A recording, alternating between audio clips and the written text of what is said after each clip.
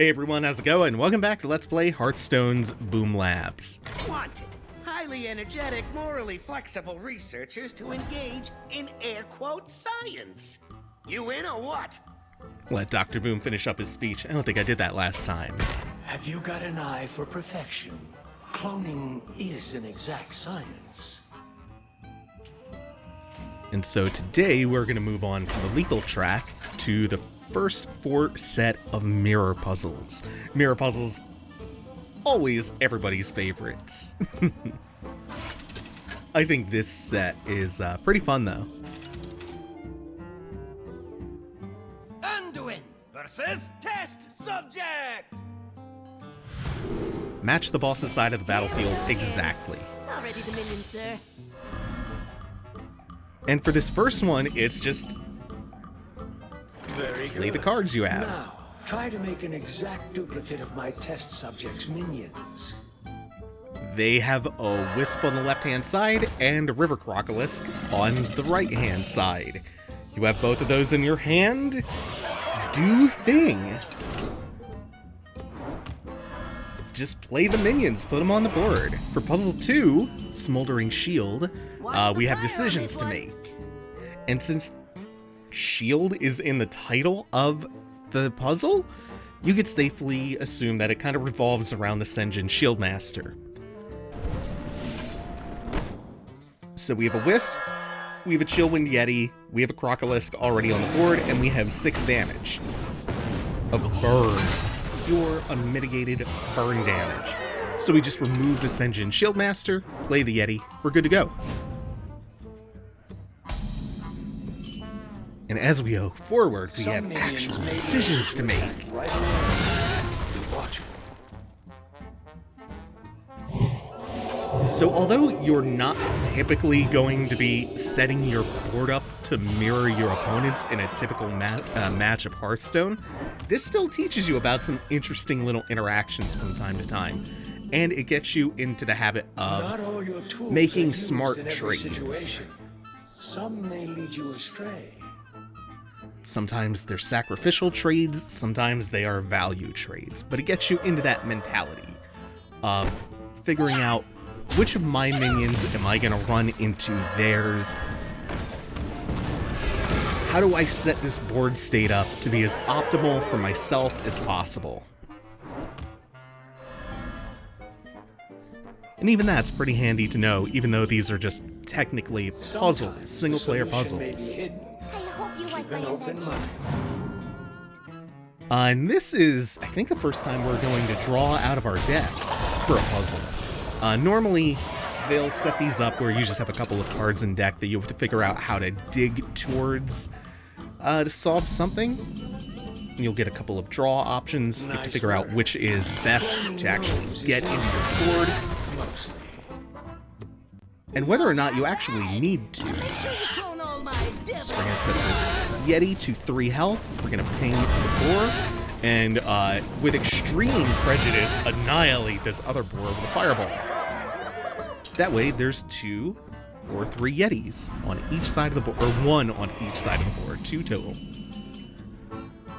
This one is pretty nifty. So we're going to buff the boar up so it's in 2/2 My shield with for the Defender of Arthur. Argus. We're going to buff both boars, buff both boars, buff both boars, and then trade one of the 2 boars, this one on the right-hand side, into Thrustle's front, so that everything matches up. Oh, these are so nifty. Oh, and this is, it is more simple than it looks, but because there are so many different values, it can really mess with your head. So we're going to trade one Crocolisk into the middle enemy Chillwind Yeti to get it down to a 4/3. Trade that one off. We will ping, I think, yeah, ping our own Crocolisk, so there's none on either side of the board, and then heal the enemy Yeti. Bravo. You're a quick learner. Let's see what you can really do.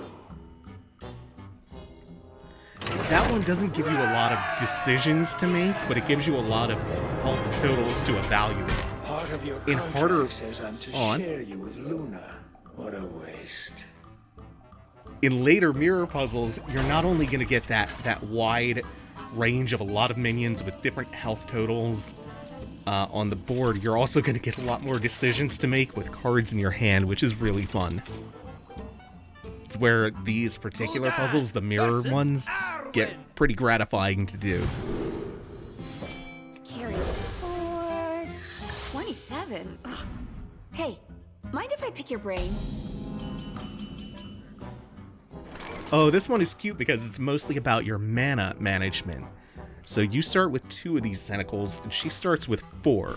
You have the ability to remove 1 from their side of the board, and 1 from your side of the board, and then this forbidden ritual which summons X tentacles, where X is how much mana you have. So you actually have to get your mana low enough to mirror the board, like down to 1. So that you can each have 3 1/1 tentacles. That's cute.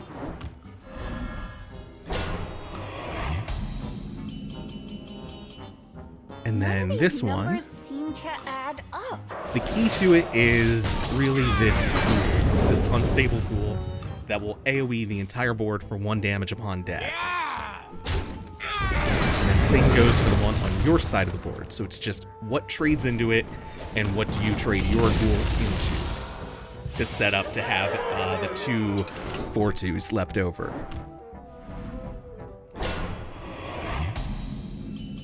So the only thing that we don't have that they do is this 4/12 Sleepy Dragon. We're going to turn that into a 12/12, because then we can attack this 10/10 Behemoth that's injured into it. Then we can Shadow Word Death at the other one. Let me make sure that I'm doing this right, because... Yeah, okay, so we Embrace the Shadows. That turns our healing into damage. Our hero power is a 2 health heal, so it's actually a 2 health nuke with Embrace the Shadows. That clears up the dragon, then we can Shadow Word Death, the 10/7. And because we trade our own behemoth in, Problem for hours. that left us with just enough.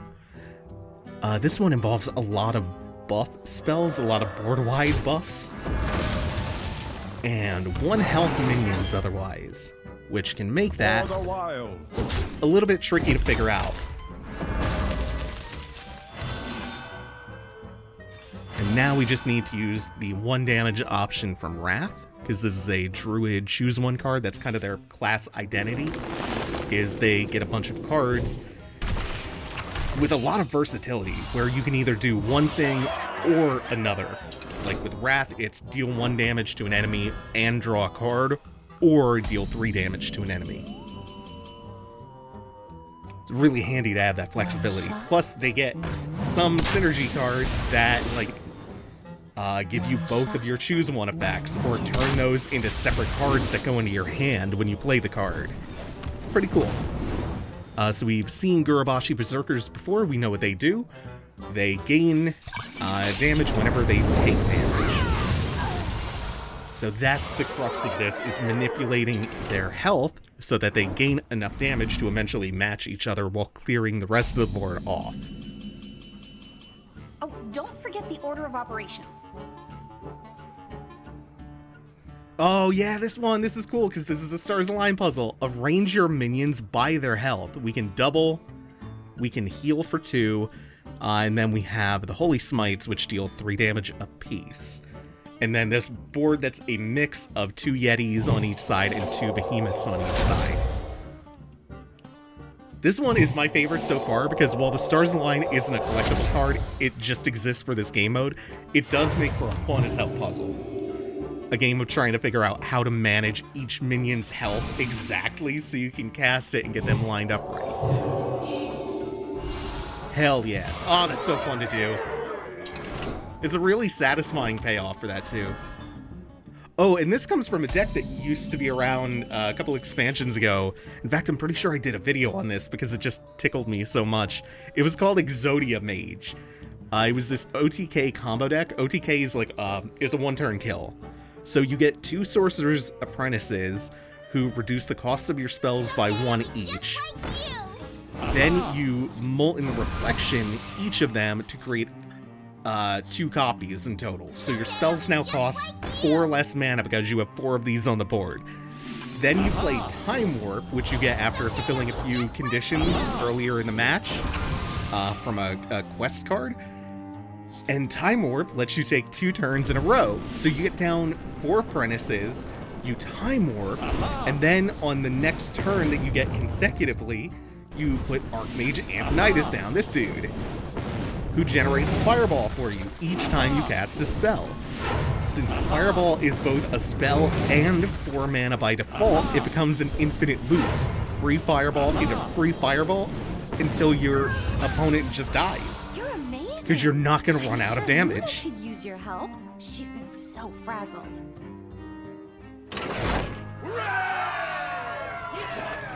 I love that some of these puzzles play homage to, like, either like famous tournament situations or just common things that took place in past metas.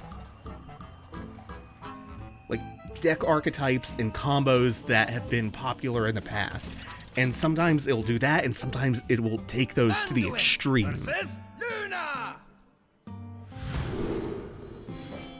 There you go. Come, we've work to do.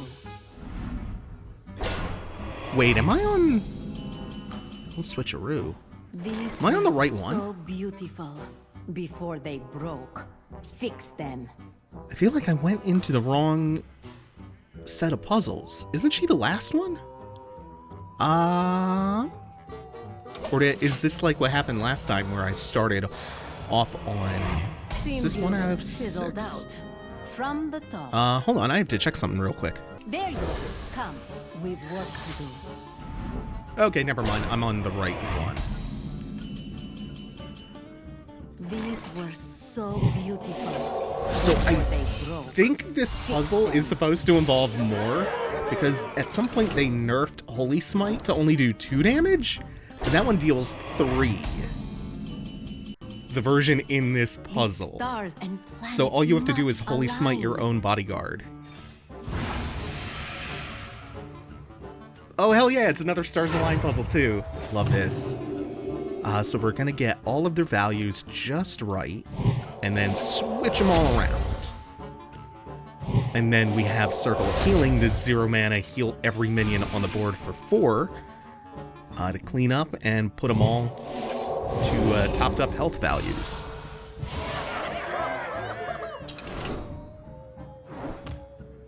They're always refreshing to see. Oh, this one lets us work with eggs. Eggs are a pretty common minion type in The Hearthstone. possibilities are endless. They're usually 0-attack minions with some kind of very powerful death rattle. Usually that's something that summons a minion or minions, so they work really well in sacrificial decks, or decks with a lot of ways to prematurely trigger death rattles. Warlock really benefits from having eggs because they have stuff like Unwilling Sacrifice, choose a friendly minion, destroy it and a random enemy minion, so you can pop your egg while clearing the board and generating a 5/5 for yourself. Or you can pop it by clearing their board with a Hellfire that also affects you and your minions. It's just good synergy. Symmetry And is death the rattles, key by to the way, are just understanding effects the that trigger when a cosmos. minion dies. Dirty Rat is the core of this puzzle, and it's a really, really cool card. One of my favorite from the Mean Streets of Gadgetzan expansion, because it's so disruptive. It pulls a card directly out of your opponent's hand, so they don't get to benefit from any battle cries it might have. You get to choose whether or not if it's a death rattle, if it needs to be silenced or something. You get initiative on that, and you get to break up any combos that might lead from whatever it is. I love disruptive cards like that. Just these tech cards. And for this one, Questing Adventurer is a card that gains 1/1 every time you play a card, so it's a low-cost snowball. Except, this one's at 8/5, so it's taken 3 points of damage, and this one's at 5/5. So we have to get it up to 8/8, and then figure out a way to do some damage to it. That's the 3 points of damage we need from the backstab and the shiv. And we need to play one more card. We'll eviscerate our own wisp. There's still a wisp on the other side of the board we need to get rid of, so we have a dagger for that. Here we go. It's part of our hero power. Questing is an 8-5 now, and we are good. We have cleared that one.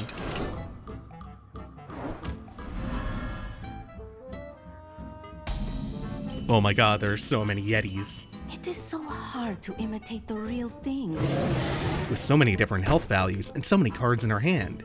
Deal 4 damage to one enemy and then 1 to all others. A bunch of 0-mana Starfires, which are deal 1 damage, some spell damage, some healing, and our hero power.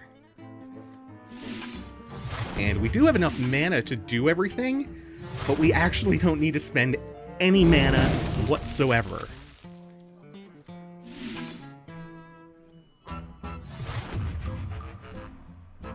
It's all in the Moonfires. Thank you. I suppose Zerek can have you back. This rules. This is so good. The fact that Hearthstone can have a roguelike mode and a bunch of totally different ranked modes and single-player bosses and puzzles? Ah, damn. Speaks to how creative Hearthstone's developers, Team 5, are. There's a great breadth and depth here.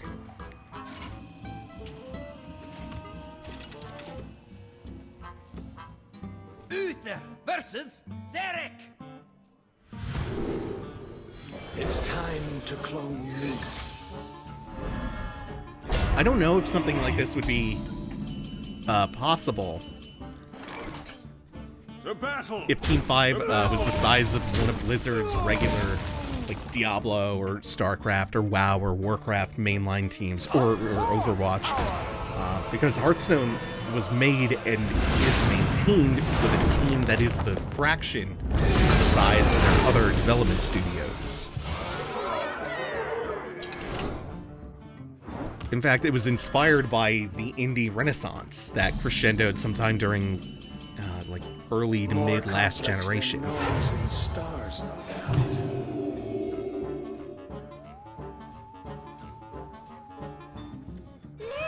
So for this one, we are going to lower the attack of this Cabal Shadow Priest to 5 and then switch everything's attack and health so that this now becomes a 5-2. And we can now take their Shrinkmeister, and because the Shadow Priest is now 2 health, trade it into that. That gets rid of 2 things on the board. And then we need to use Uplink to mind control one of the 2 Sea Giants. And I don't... Oh, no, wait, it totally matters which one. Because I think the uplink always pulls whatever you're mind controlling to the right side of the board. So it's just a funky little interaction you have to be aware of. You would think that it would be... it would just go to the... Yeah, anything that's mind controlled or like stolen, I think always goes to the far right. So we have to get the left hand one so it'll cross over. You would think it would just go straight across the street basically. And Grim Patrons! Let's check these bad boys out. Good artists copy. Great artists copy and paste. After this minion survives damage, summon another Grim Patron.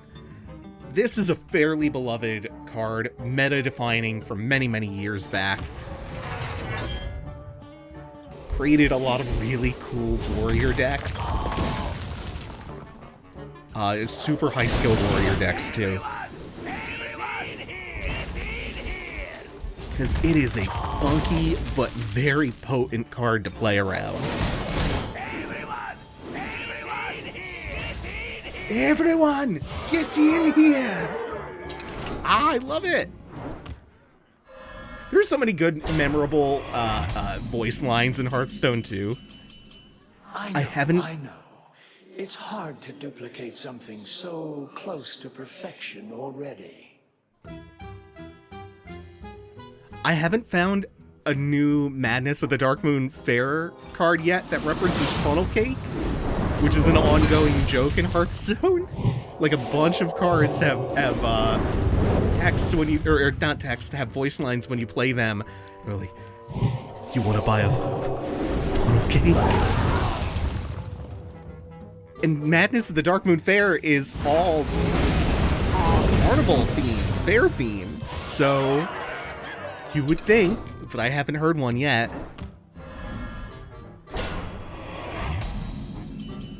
I've been playing so much Milllock. It is filthy, disgusting. I love it. It's so good. I'm so happy Warlock is good again, and it's a mill deck. Like, it's a card where you're not relying on your own discard synergy. You're just telling the opponent to fucking rip things out of their deck and go away. It's so good. And then on top of that, it has a whole bunch of huge threats that just come down one after the other. Oh, man. Love it. It's just a control-y kind of handlock deck. Don't let anyone else know it's good yet. I need just a few more weeks of enjoying Warlock again. So this is the Dirty Rat Clown Fiesta. And we are now even on 2-5 rats. I'll be sure to put in a good word or two with Dr. Boom. They just want to take their New York Subway pizza home to feed their family of turtles. We dissect your brain. Not now, of course. We'll work with this schedule. And we'll move on to the board clear puzzles next time. Thank you all for watching. Take it easy. Have a good one, y'all.